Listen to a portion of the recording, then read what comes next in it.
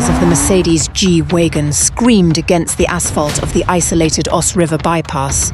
Inside the vehicle, the air conditioning hummed, completely disconnected from the thick, humid Nigerian night outside.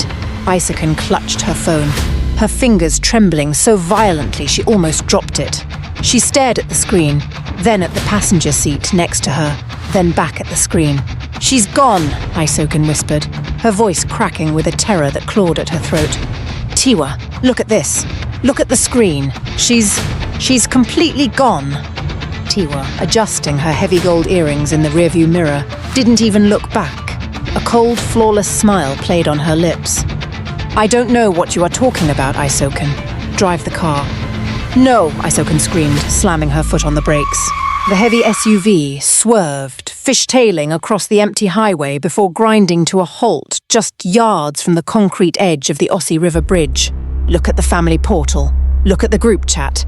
Adesuwa's profile, her pictures, her name, it's all melting into grey digital noise. "Tiwa, your face is on her WhatsApp. What did you do to my sister?" Tiwa slowly turned her head. And that was when Isokan's heart stopped. The woman sitting next to her had Tiwa's posture, Tiwa's cruel eyes and Tiwa's dark aura. But the face belonged to Adesuwa. The sharp jawline, the flawless rich dark brown skin, the slight dimple on the left cheek.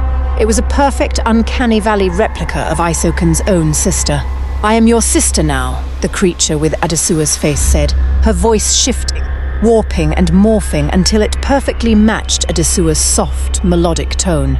"And if you open your mouth to breathe a word of this to Osaze when we arrive at the estate, I will ensure your mother's business is ruined by morning, and you will spend the rest of your life rotting in a maximum security cell for corporate fraud. Do you understand me, Isokan?" Isokan gasped, staring at the phone screen in her hand. As she watched, her sister Adesuwa's face on the digital screen completely pixelated, turning into a blank, featureless white silhouette. Reality itself was deleting her sister. Dear viewer, how far would your best friend go to steal your life? If you are ready to find out how an ancient Benin deity was weaponized in the world of modern Lagos high society, hit that subscribe button right now, turn on notifications, and leave a comment below.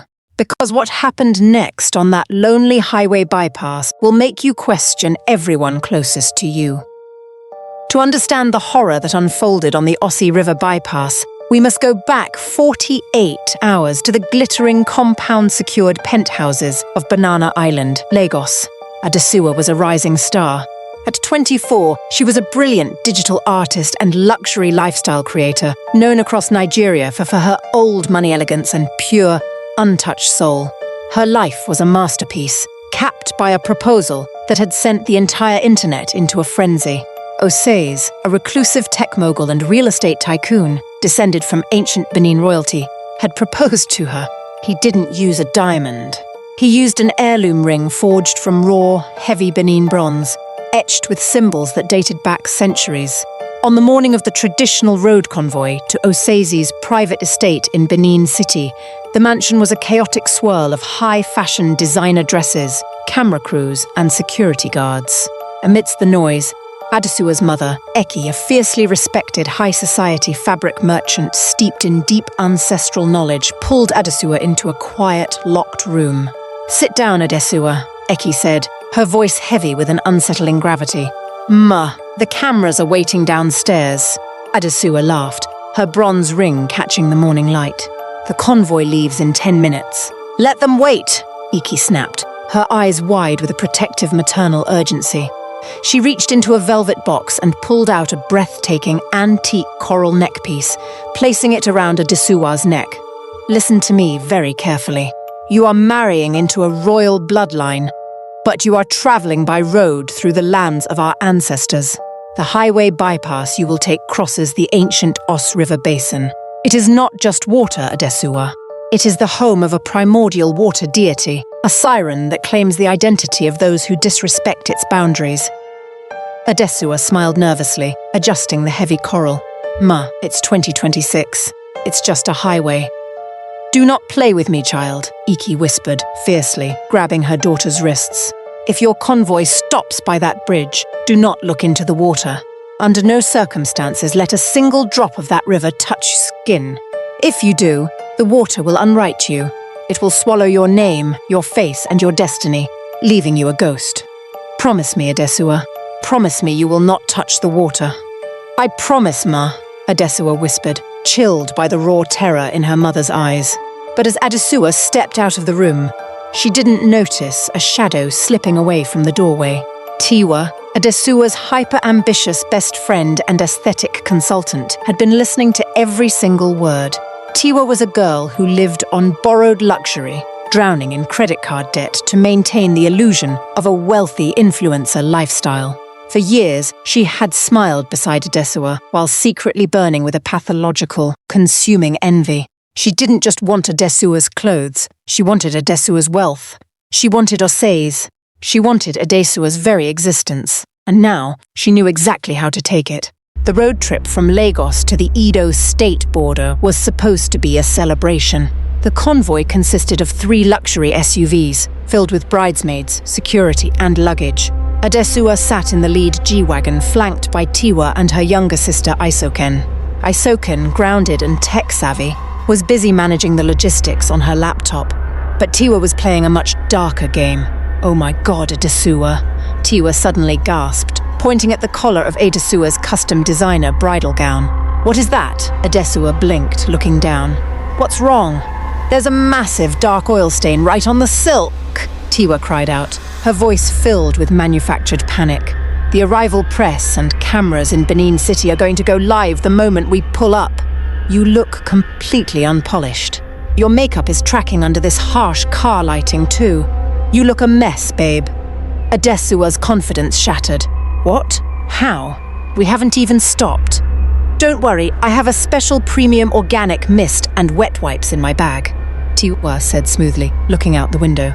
The car was just ascending the long, isolated stretch of the Osse River bridge.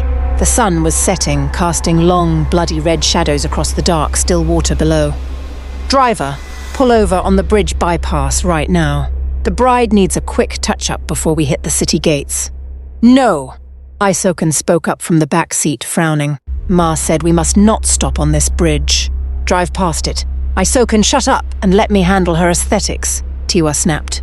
Do you want your sister to look like a peasant in front of the royal family? The driver, confused by the conflicting orders, pulled the heavy SUV to the side of the empty bridge. Come with me, Adesuwa, Tiwa said, opening the door. The natural river air will help set this organic mist. Let's step down to the lower bank away from the dust of the road. Adesuwa, completely gaslit and frantic about her appearance, followed Tiwa down the steep concrete embankment, leaving Isoken in the car. The air near the water was unnaturally cold, thick with the smell of old moss and ozone. The river didn't flow. It lay there like a sheet of black glass. Just bend down slightly near the edge, Tiwa whispered, her eyes turning cold and hollow. Let the river mist hit your face while I wipe the silk. Adesuwa leaned over the dark water. As she did, she saw her reflection. But her reflection wasn't moving with her. It was staring back at her with wide, predatory eyes. Before Adesuwa could scream, Tiwa's hands slammed into her back. With a sickening splash, Adesuwa tumbled into the freezing, heavy water. She thrashed, trying to surface, but the river felt like liquid lead, wrapping around her limbs.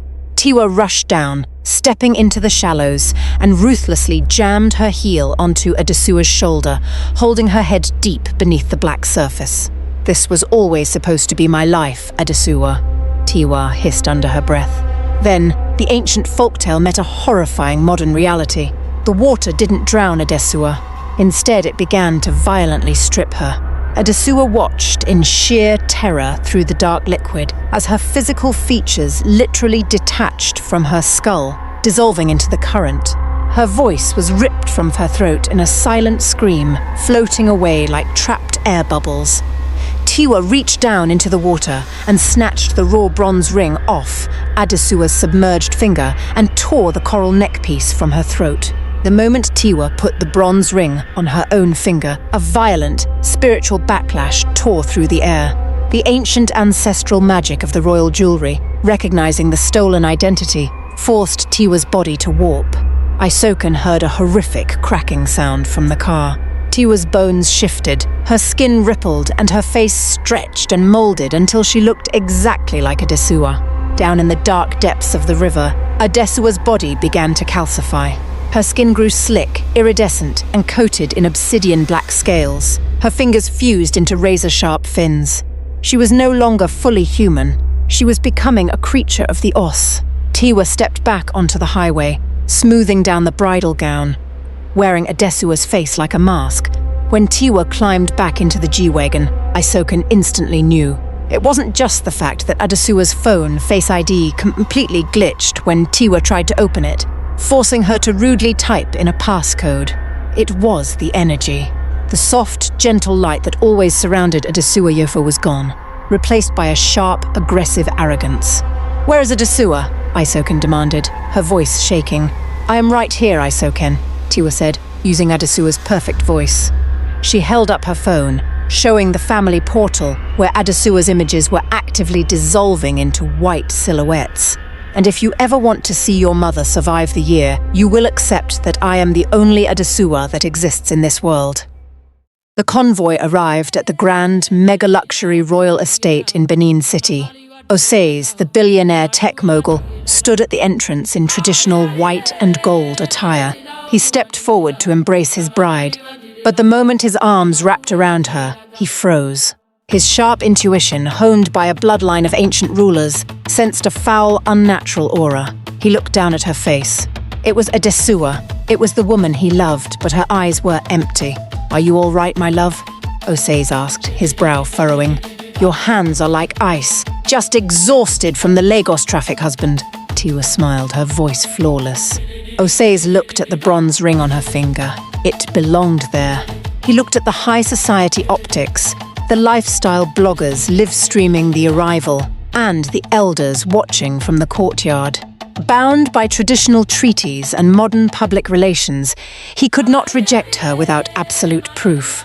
He allowed her into his palace, but a deep, dark suspicion took root in his mind. Within 48 hours, the palace became a psychological prison for Isoken. Tiwa completely isolated her. She stripped Isoken of her personal phone, cut her off from their mother in Lagos, and forced her into domestic servitude within the estate. "You are my personal maid now," Tiswa hissed in the privacy of the bridal suite, throwing a pile of heavy designer laundry at Isoken's feet. "You will run my errands, you will prepare my meals, and you will stay quiet. If Osaze suspects even a fraction of the truth, I will ensure your mother's fabric warehouses are burned to the ground by tomorrow night. Do you understand your place?" Isoken wept in silence, her heart breaking for her missing sister. Every day, she was given a cruel task. She was forced to take a royal driver and travel back to the pumping station near the Osse River bypass to gather natural, mineral-rich spring water for Tiwa's demanding, multi-step skincare routine. Tiwa used the water to keep her stolen skin from drying out and cracking. On the 5th day, standing by the edge of that lonely, terrifying river, Isoken could no longer bear the weight of the nightmare. The driver was asleep in the air-conditioned car up on the road. Isoken pulled out a burner phone she had managed to hide. She couldn't call anyone. Who would believe her? Instead, she opened the voice recorder. She began to cry, her tears falling into the dry dirt. To console her own breaking heart, she began to softly hum an old family folk song, a lullaby her mother had taught her and Adesuwa when they were children in Edo State. "Adesuwa, Adesuwa, daughter of the soil, where has the river carried your soul?" Suddenly, the screen of the burner phone began to glitch violently. A loud, distorted, static frequency ripped through the speaker, cutting off her voice. The dark water of the river began to bubble and churn, breaking its glass-like surface. Isoken stepped back, gasping, ready to run. But then a shape rose from the depths. It was the most beautiful and terrifying thing Isoken had ever seen. A creature emerged from the center of the river. It was an apex siren. Her body was long and slender, covered in shimmering obsidian black scales that absorbed the afternoon light. Her hands ended in razor-sharp fins, and a majestic crest of midnight blue scales crowned her head. But when the creature lifted her face, Isoken screamed. the eyes glowing with a faint, sorrowful, luminescent light belonged to Adesuwa. "Isoken," a voice echoed. It didn't come from the creature's mouth. It vibrated through the digital speaker of the burner phone, a warped, aquatic melody that made Isoken's ears bleed slightly. "Isoken, my sister, why did you come back to this cursed place?" "Adesuwa?" Isoken fell to her knees at the water's edge, stretching her hands out. "Oh my God, Adesuwa, I knew it. I knew she didn't just lose you. Tiwa did this to you. She is living in the palace. She is sleeping in your bed. She has your face." "I know," the siren melody vibrated through the phone, heavy with an agonizing sorrow. "The ancient bronze ring and the coral neck piece. They are anchors of identity. Because she wears them, the world sees me through her. But the river is digesting my humanity, Isoken. With every sunrise, I forget the taste of pounded yam. I forget the sound of our mother's voice. I am turning completely into a beast of the deep. No, we have to save you. I will go to Osaze right now," Isoken cried. "You cannot just tell him." Adesuwa's siren voice grew urgent, the water around her splashing violently. The magic binds him to the ring. If he does not witness the truth himself before the upcoming new moon, the transformation will become permanent. My mind will snap, and I will become a predatory entity that will hunt this river for eternity. Do not come back here, Isoken. It is too dangerous. With a powerful stroke of her obsidian tail, Adesuwa dived back into the depths, leaving the river completely still once more. Isoken stood there, her tears drying into an icy resolve. She looked at the burner phone. The distorted audio frequency of Adesuwa's voice note was fully recorded on the storage drive. She had the proof. "Dear viewer, we are approaching the final, heart-stopping climax of this tale. If your heart is racing for Adesuwa, hit that like button, share this video with a friend who loves a good mystery, and drop a comment predicting what Osaze will do. Will he believe a maid over his billionaire bride? Let's find out."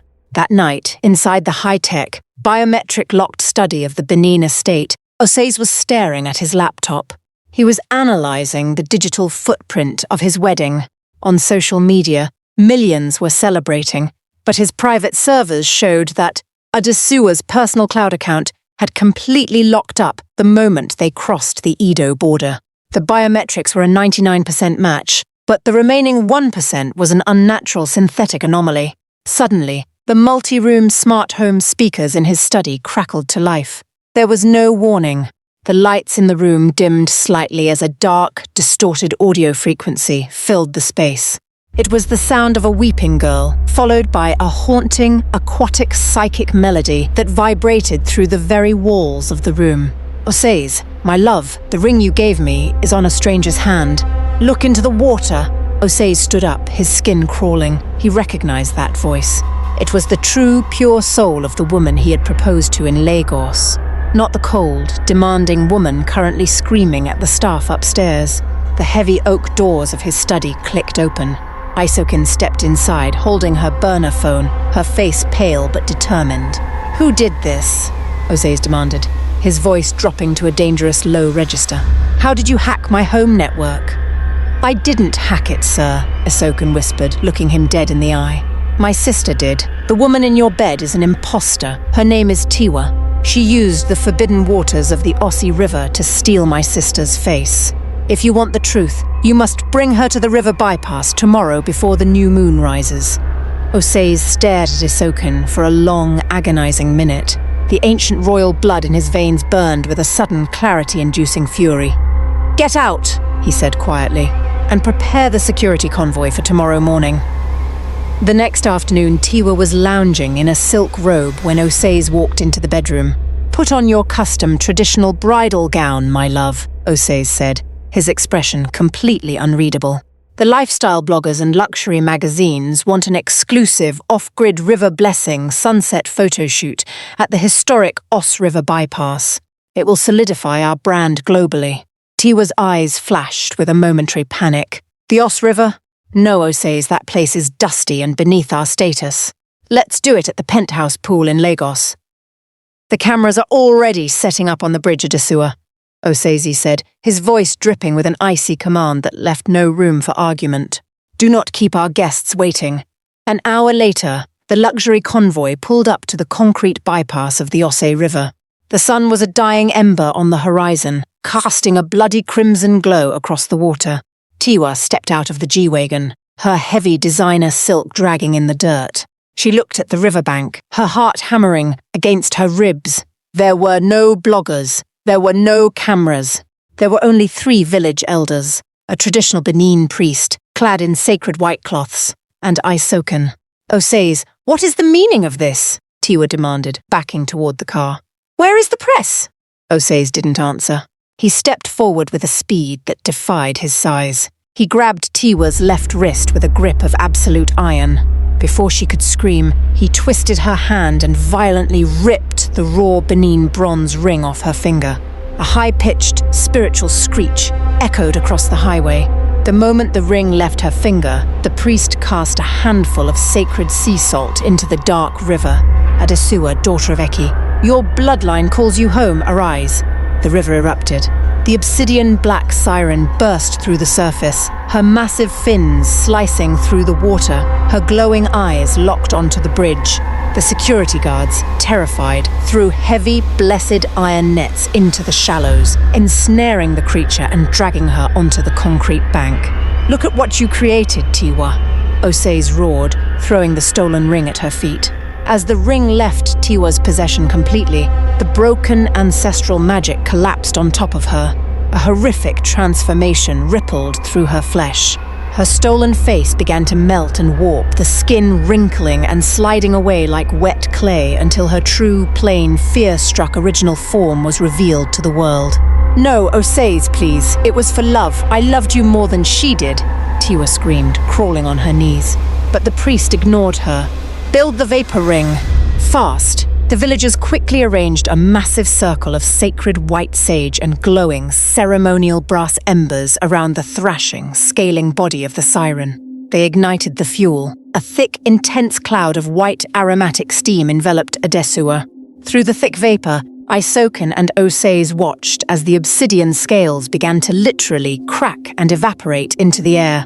The razor-sharp fins softened, melting back into delicate human fingers. The midnight blue crest receded into thick, beautiful black hair. With a final gasping breath, Adesuwa collapsed onto the concrete, fully restored to her true human form, her skin rich and flawless, her voice returning as she cried out her sister's name. Isoken.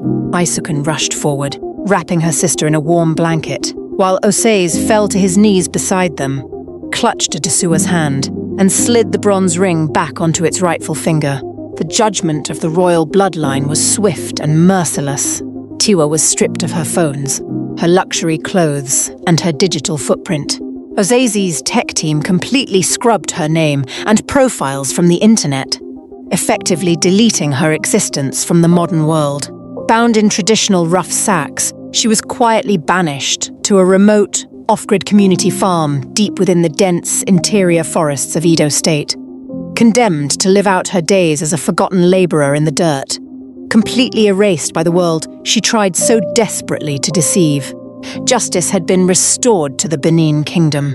Weeks later, inside the high society mansion in Lagos, Adesuwa sat before her luxury vanity mirror, preparing for a grand gala with her husband, Osaze. She looked radiant, her life completely restored. She leaned closer to the mirror to adjust her coral neckpiece. But as she did, the modern LED lights around the mirror flickered and buzzed with a brief, distorted digital frequency. Adesuwa froze. For a split second, her reflection didn't match her movement. In the glass, her eyes didn't look human.